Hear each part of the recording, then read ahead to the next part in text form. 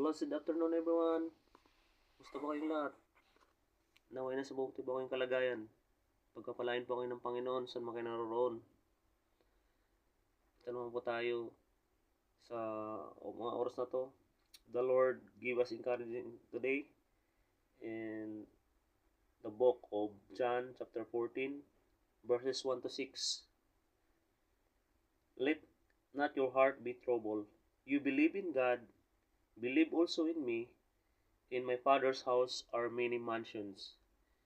If it were not so, I would have told you, I'll go to prepare a place for you.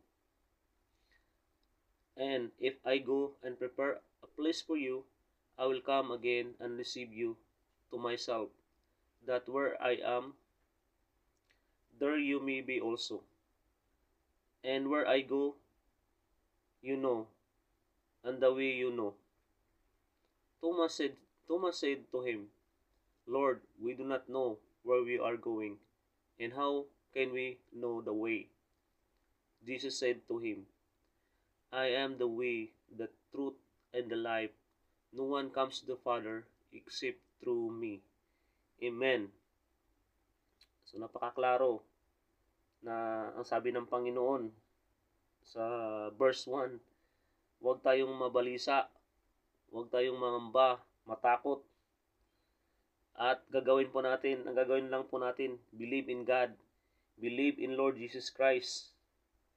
And ito po, ang napakaganda, yung Diyos Ama, nagpiprepare ng mansion, naghahanda ng mga mansions, naghahanda ng malaking bahay sa atin in heaven. So, napakasarap po, no?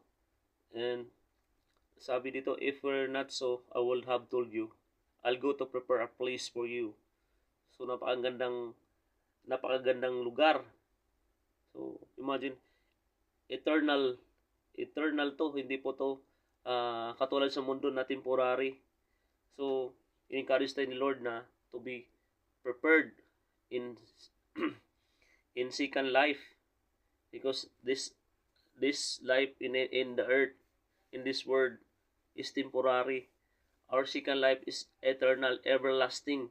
Wala na pong katapusan yon. Kasama natin ang Panginoon. At napakasarap po dito mga kapatid. Mansion palang bahay natin.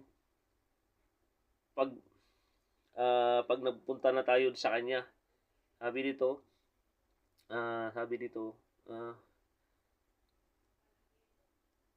I am there, you may be